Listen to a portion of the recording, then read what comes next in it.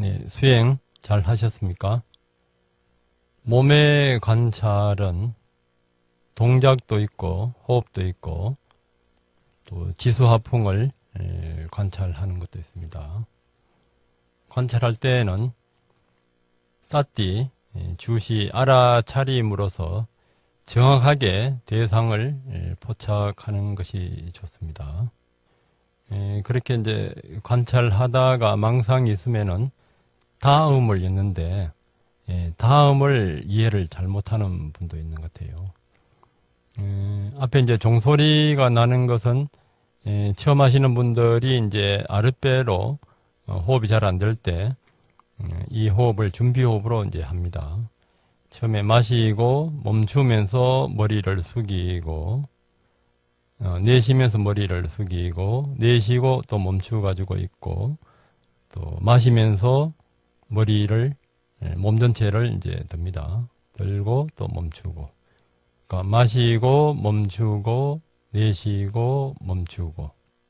내쉴 때 몸 전체 상반신을 아랫배로 밑으로 자연스럽게 내리고 머리가 땅에 닿으면 좋고 안 닿아도 자연스럽게 밑으로 내려가 있고 또 마시면서 일어나고 또 일어나서 또 자연스럽게 또 그렇게 있으면서 8번 정도 그렇게 하면은 아랫배로 자연스럽게 이제 호흡이 됩니다. 그때 이제 지수하풍을 아비담마에서는 이제 28가지로 나누는데 처음 하시는 분들은 우선 지수하풍의 그 어떤 특성들이나 그 역할들을 이해하면은 도움이 됩니다. 그리고 이제 아비담마에 이제 정의된 것을 조금 설명을 해 드리겠습니다. 땅의 요소의 그 특징은 단단함입니다. 단단할 때는 좀 부드러움도 있고 거칠고 또 미끄러움, 무거움, 가벼움도 있습니다. 이런 이제 역할은 자신이 속한 깔라파에 함께 존재하는 다른 근본 물질과 파생 물질의 토대가 되는 역할을 합니다. 깔라파는 수행이 이제 진전이 되면은 집중이 이제 예리하게 오히려면은 아주 세포보다 작은 어떤 빛과 같은 그런 이제 그 행태가 드러납니다. 진전에 따라서 이제 나타나는 사람도 있고 안 나타나는 사람도 있는데 또 처음부터 나타나는 사람도 있고요. 그 안에서 이제 지수하풍을 이제 같이 관찰하는데 그때 이제 이것이 이제 그 토대가 다른 파생 물질에 그러니까 토대가 다른 역할을 해요. 그러니까 수대나 화대나 풍대에 나타날 때에는 함께 존재하는 물질들을 이제 받아들이는 것으로 나타나고 가까운 원인은 물, 불, 바람이 가까운 그 원인입니다.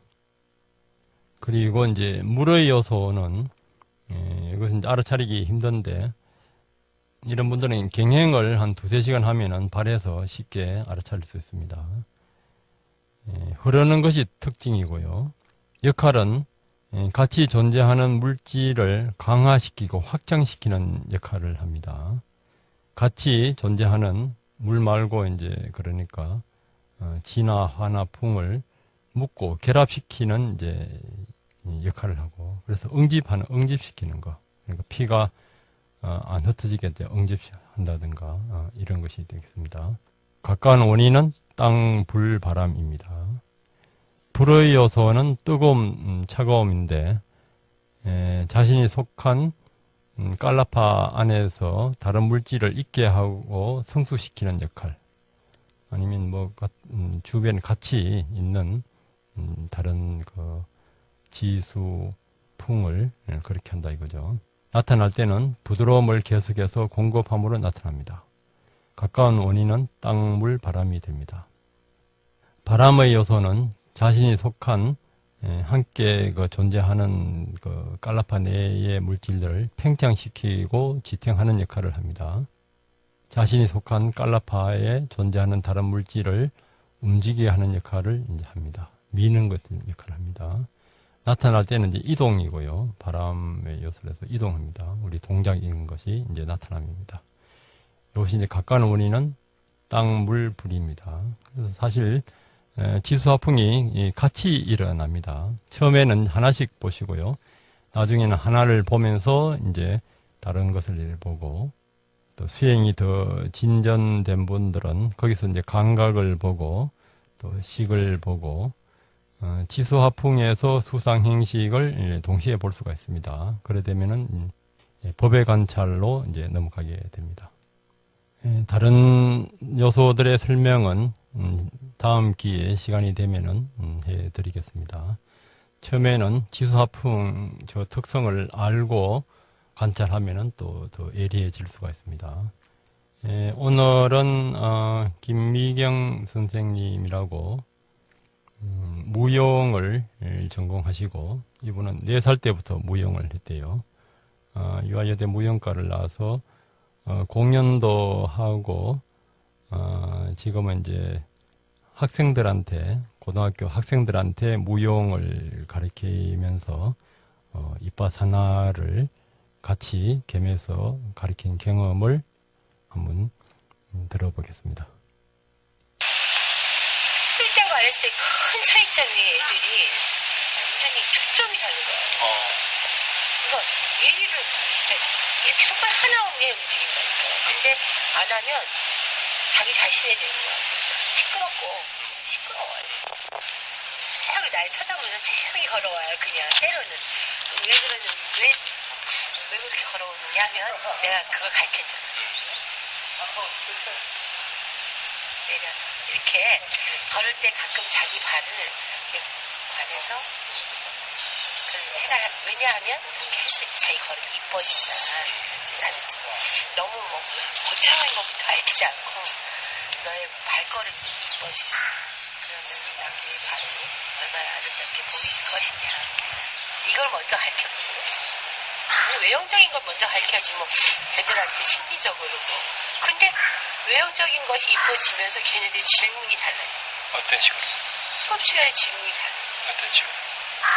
선생님 이렇게 천천히 동작을 하니까 자기가 동작하는 게 쉬운데 왜 빨리 먼저 가르치느냐 또 예리하게 오는 거죠. 너무 빨라요. 좀 천천히 해주세요. 이렇게 요구를 해와요. 그러면 이제 천천히 가는 것도 있지만 이건 빨리 해야 되는 속도감을 위한 거니까 속도로 가자. 그러면 하면은 이건 속도전이구나. 이걸 인식하는 거죠. 동작의 그 분류를 이제 시작할 수 있게 되고 그러면서 자기가 뭔지에 대해서 자꾸만 좀 더 많이 얘기를 했어요. 나는 누구인가. 그러면서 뭔가 자기의 차량을 세우는데 이제 노력을 저는 이제 나는 그걸 목표로 했는데 걔네들이 이제 끝나고서는 대부분은 정말 걔네들 표현은 살검살검 걷기거든요. 제가 이빨하고 지고는 고가 두 개인데 이 고는 뭐냐면 인생은 고다. 이렇게 표현해서 살고 지고 하는데 그거를 이렇게 빨리 하고 살검살검 그렇게 걷는 거다. 저는 거를 조심스럽게 걷는 걸 밝히는 거니까 조심 안스럽게 막 살았으니까 때로는 조심스럽게 살아야 된다. 근데 그렇게 이제 위파사나를 풀어서 가르쳤어요. 조심히 마음의 그 조절을 하면서 조심이니까 마음 관찰이죠. 네, 학생들에게 이렇게 수업 시간에 이렇게 이빠사나를 겸해서 무용을 가리키니까 학생들 태도가 달라지고 걸음걸이도 달라지고 마음의 변화가 많이 왔답니다. 특히 강강술래 같은 경우에도 손을 잡고 이렇게 50분 정도 강강술래를 하면서 관찰을 하게 하니까 굉장히 처음에는 좀 어려웠는데 그 다음에는 굉장히 단순해지면서 학생들 마음의 감정 상태가 많이 또 향상이 되고 좋아졌답니다. 이번에 이제 노래도 이제 하나 들어보는데 어렸을 때 자장가를 들으면서 자기 감정을 어릴 때로 돌려서 그때 일어나는 감정 또 그것이 현재에 어떤 영향을 미치는가를 관찰하면서 한번 노래 명상을 해보겠습니다. 밤나무의 밤송이 바람 벌어지거라 우리 아기 잠든 새 바람 벌어지거라 자장 잘 자면 먼저 주마하놓고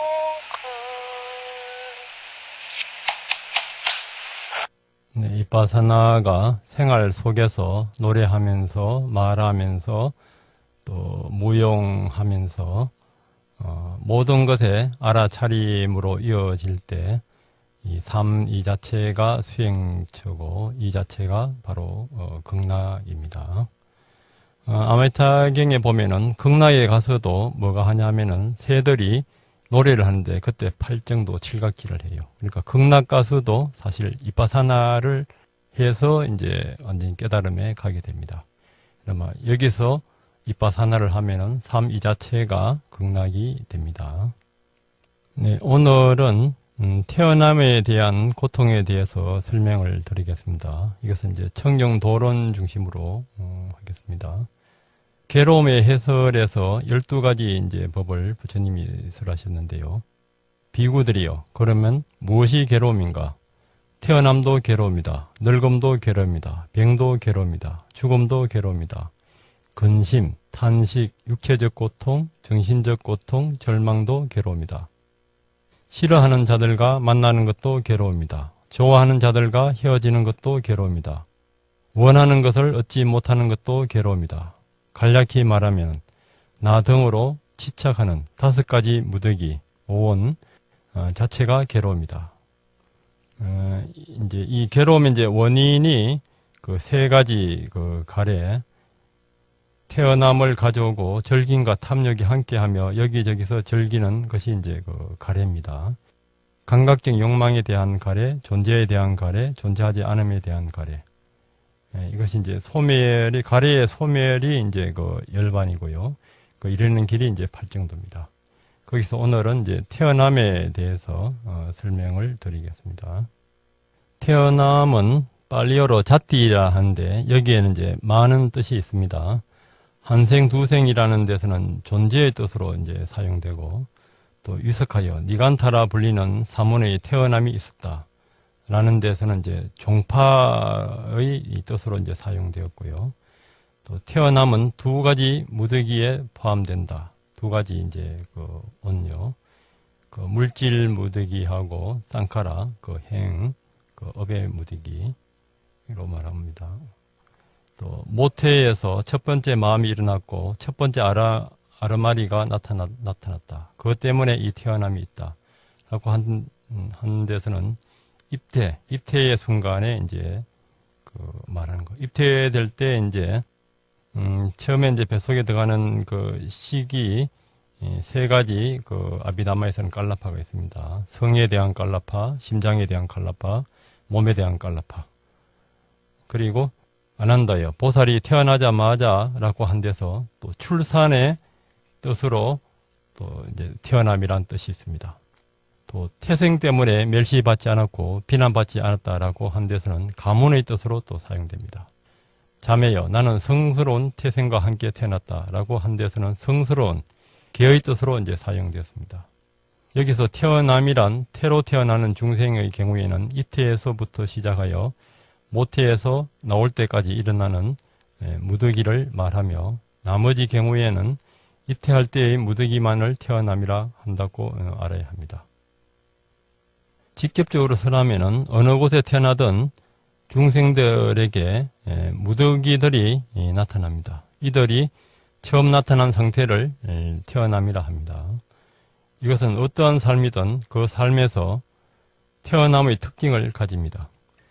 그런데 태어남이 왜 괴로움인가 한다면은 괴로움의 토대가 되기 때문에 태어남이 괴로움이랍니다. 고통에 기인한 괴로움, 배나에 기인한 괴로움, 행성됨에 기인한 괴로움, 감추어진 괴로움, 드러난 괴로움, 감접적인 괴로움, 직접적인 괴로움.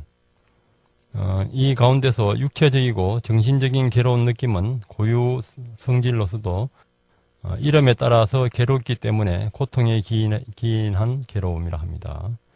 또 즐거운 느낌은 그것이 변할 때 괴로운 느낌이 일어날 원인이 되기 때문에 변화에 기인한 괴로움이라 합니다. 또 평온한 느낌과 나머지 상계에 속하는 상카라들은 일어나고 사라짐에 압박되기 때문에 행성됨에 기인한 괴로움이라 합니다. 또 귀의 통증, 이빨의 통증, 탐욕을 인한 열, 썩냄으로 인한 열 등 육체적이고 정신적인 괴로움은 질문을 해야 알 수 있고 발병하는 것이 드러나지 않기 때문에 감추어진 괴로움이라 합니다. 또 32가지 행벌 때문에 생긴 괴로움을 질문하지 않고서도 알 수 있고 발병하는 것이 드러나기 때문에 드러난 괴로움이라 합니다. 분명한 괴로움이라고도 합니다. 또 고통에 기인한 괴로움을 제하고 분별론의 괴로움의 진리의 해설에서 언급된 태어남 등의 나머지 모든 괴로움은 갖가지 괴로움의 토대가 되기 때문에 감정적인 괴로움이라 합니다. 고통에 기인한 괴로움은 직접적인 괴로움이라 합니다. 또 입태에 기인한 것으로 분류되는 괴로움은 중생이 모태에 태어날 때 청년, 홍년, 백년 등의 안에서 태어나는 것이 아닙니다. 그와 반대로 위장의 아래와 소장의 위인 위장막과 척추 중간에 아주 좁고 어둡고 갖가지 몸의 냄새가 퍼져 있고 심한 악취가 통풍구로 순환하며 극도로 해모스런 자궁에서 마치 썩은 생선과 썩은 죽과 오물 구덩이 속의 벌레처럼 태어납니다. 그곳에 태어나서 그는 10달 동안 자궁에서 생긴 열로 자루에 넣어서 구워진 과자처럼 구워지고 갱단처럼 쪄져서 구부리거나 펴는 것도 없이 극심한 괴로움을 겪습니다. 이것은 입태에 기인한 괴로움입니다. 어머니가 갑자기 비틀거리거나 가거나 앉거나 일어서거나 돌 때 마치 술 취한 자의 손에 잡힌 새끼 연소처럼 뱀장수의 소나기에 든 새끼 뱀처럼 위로 끌리고 아래로 끌리며 위로 흔들리고 아래로 흔들리는 등의 습격으로 극심한 괴로움을 겪습니다. 어머니가 찬물을 마실 때 마치 차디찬 지옥에 떨어지는 것 같고 뜨거운 죽과 밥을 삼킬 때 마치 숯불의 비가 쏟아지는 것 같고 짜거나 신 것을 삼킬 때는 마치 도끼로 몸을 찢고 소금물을 붓는 등의 고문을 겪는 것 같이 극심한 괴로움을 겪습니다. 이것이 임신에 기인한 괴로움입니다. 어머니가 임신이 잘못되어 낙태를 할 때 괴로움이 생기는 곳을 자르고 째기 때문에 그에게 괴로움이 일어납니다. 이 괴로움이 생긴 곳은 가까운 친지, 친구, 동료들도 볼 수 없습니다. 이것은 낙태에 기인한 괴로움입니다. 어머니가 출산할 때 그는 업으로 생긴 바람에 의해 거꾸로 틀어 자궁으로부터 마치 지옥의 낭떠러지와 같은 너무나 무서운 통로로 내던져지며 마치 열쇠 구멍으로 큰 코끼리를 끄집어내듯이 극심하게 좁은 자궁의 입구를 통해 끄집어내어질 때 마치 지옥 중생이 굴러내리는 바위에 의해서 부시질 때 괴로움이 일어나듯이 그에게 괴로움이 일어납니다. 이것은 분만에 기인한 괴로움입니다. 어떤 사람은 또 너무 애가 쑥 빠져버리면은 공황장애가 있고 또 억지로 이렇게 나오게 되면은 장소에 의해서 협소 공포증이 있다고 그렇게 말하는 또 심리학자들도 있어요. 갓 태어난 그의 몸은 예민한 상처처럼 연약합니다.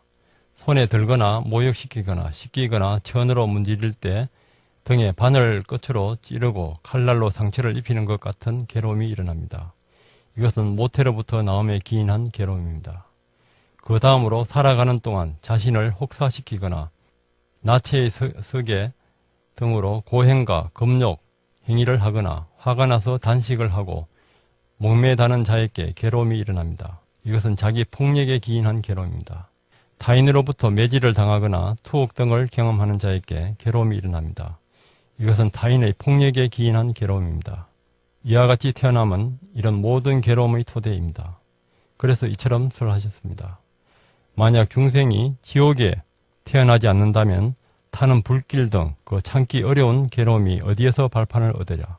그래서 태어남은 괴로움이라고 대성자께서 말씀하셨다. 채찍과 막대기와 몽둥이로 매맞는 축생의 괴로움은 갖가지 그곳에 태어나지 않으면 어떻게 이런 괴로움이 있으랴. 그래서 태어남은 괴로움이다. 배고픔, 목마른, 바람, 태양 등으로 인한 악의의 괴로움은 여러가지 그곳에 태어나지 않은 자에겐 그것이 없다. 그래서 태어남은 괴로움이라고 대성자께서 말씀하셨다. 짙은 암흑과 극심한 추위와 세상의 끝에 있는 아수라들의 괴로움, 그곳에 태어나지 않는 자에게 그것은 없다. 그래서 태어남은 괴로움이다. 똥오줌, 지옥과 같은 모태에서 중생의 여러 달을 지내고 밖으로 나와서는 무시무시한 괴로움을 받네. 태어나지 않으면 이런 괴로움이 없으니 태어남은 참으로 괴로움이다. 무슨 말을 많이 필요하랴. 어디서든 괴로움은 있는 것을. 그러나 태어남이 없이는 괴로움도 없네. 그래서 대성자께서 첫 번째로 이 태어남을 괴로움이라 말씀하셨다. 이것이 이제 청정도론에 나오는 괴로움에 대한 태어남의 괴로움에 대한 설명입니다. 또 장로계에 나오는 나타팔라라는 비구가 있었는데 이 비구는 출가해서 자기 집에서 환속시키려고 부인을 보냈는데 그것을 이제 설득하고 계속 수행해서 이제 아란이 된 그런 체험담입니다. 보라, 짐짓 꾸며진 몰골을 그것은 흠집 투성이의 육신으로서 여러 요소가 잠시 모여 이루어진 것일 뿐이다. 병에 신원하며 탐욕스러우며 견고하지 않으며 안정되어 있지 않다. 보라, 보석과 팔찌로 단장한 몰골을 가죽과 뼈로 얽혀있지만 옷에 휩싸여 눈부시게 화려할 뿐이다. 두 발은 빨간 물감으로 물들였고 얼굴에는 향기로운 분가루를 발랐다. 그것으로 어리석은 사람을 유혹하기에는 족하겠지만은 피안을 염원하는 사람에게는 어림이 없는 것이다. 머리카락을 나누어 8개로 닦고 두 눈에는 검은 물을 칠했다. 그것으로 어리석은 사람을 유혹하기에 족하겠지만 피안을 염원하는 사람에게는 어림없는 짓이다. 아름답게 장식한 새 향료병처럼 더럽고 추한 육신이 단장되어 있다. 그것으로 어리석은 사람을 유혹하기에는 족하겠지만 피안을 염원한 사람에게는 어림없는 짓이다. 사냥꾼이 올가미를 쳐놓았지만 사슴은 가까이 오지 않았다. 미끼만 먹고 우리는 가리라 라고 말하면서 사냥꾼은 비탄에 잠겨있다. 사냥꾼의 올가미는 망가져 버렸다. 사슴은 가까이 오지 않았다. 미끼만 먹고 우리는 가리라 라고 말하면서 사냥꾼은 비탄에 잠겨있다. 세상에서 재산이 많은 사람들을 보아하니 그들은 재산을 모으기만 할 뿐 어리석은 까닭에 베풀 줄을 모른다. 탐욕에 빠진 그들은 재산을 모으며 점점 쾌락을 쫓는다. 왕은 무력으로 대지를 정복하여 해변에 이르는 곳까지 점령했지만 바다 이쪽만으로는 만족 못하고 바다 저쪽까지로 얻으려 한다. 왕이든 백민이든 그들은 예욕을 버리지 못하고 죽음에 이르며 아직도 만족을 얻지 못했다는 표정으로 육신을 버린다. 세상에서 모든 욕망을 성취하기란 불가능하기 때문이다. 친척들은 머리를 산발하고 그의 죽음을 즐겨한다.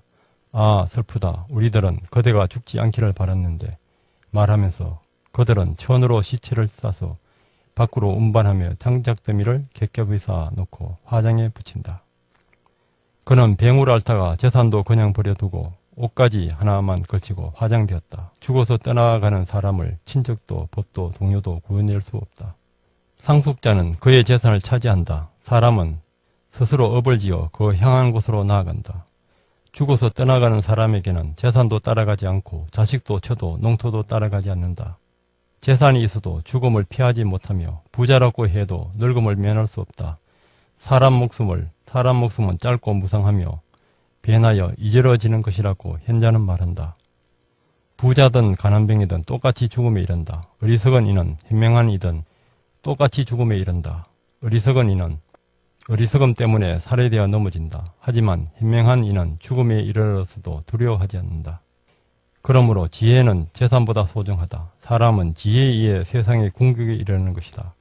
궁극에 이르지 못한 어리석은 사람들은 거듭 태어나서 많은 악행을 저지른다. 사람은 윤회하는 동안 계속해서 모태에 들어가 다시 다음 세상으로 나아간다. 지혜가 적은 사람은 자신의 생각에 빠져 모태에 들어가 다시 다음 세상으로 나아간다. 붙잡힌 도둑이 그 행위에 따라 악한 자로서 두들겨 맞듯 사람은 죽으면 저 세상에서 그 행위에 따라 악한 자로서 두들겨 맞는다. 모든 쾌락은 현란하고 감미롭고 한이로워서 온갖 행토로 마음을 어지럽힌다. 모든 욕망의 대상 가운데 재앙이 있음을 알고 왕이여 그러기에 나는 출가했던 것입니다. 나무에서 과일이 떨어지듯 젊은 청년들과 노인들도 육신이 이저러지면 죽어 떠나간다. 이러한 도리를 알고 나는 출가했던 것입니다. 왕이여 맑고 밝은 도인의 경지만이 고귀합니다. 나는 신심을 가지고 출가하여 성리자 붓다의 가르침을 가까이 했습니다. 나의 출가는 헛되지 않았습니다. 빛없는 몸으로 공양을 받습니다.